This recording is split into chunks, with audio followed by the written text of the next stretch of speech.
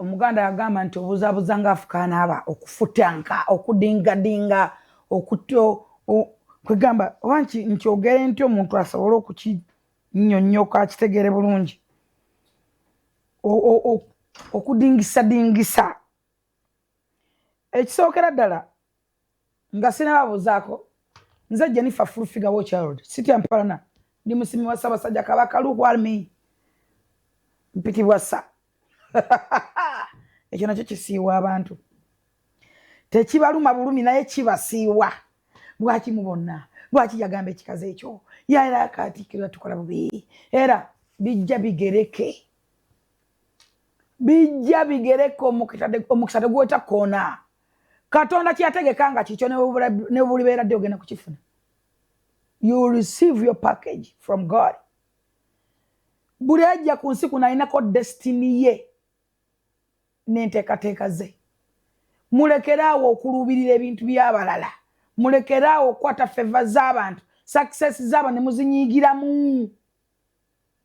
Munolaba alina omulenzi omuto Mr. Rutaaya Shakibu bateredde entende owulira obufa oyagala obatabule oweeyogeza era sira yamwagalako so what?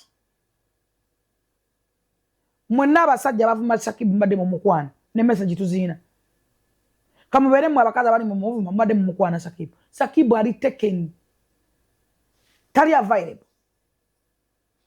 ali taken zali ya mutwala naye muli amwagala mutabule zali kuba mulaba ateredde entende n'omulenzi we. Lwaki buli awali okwagala mutekawo obukyayi? Lwaki buli awali omukwano musigawo bubi? Lwaki mwaganya otabula abaagalana?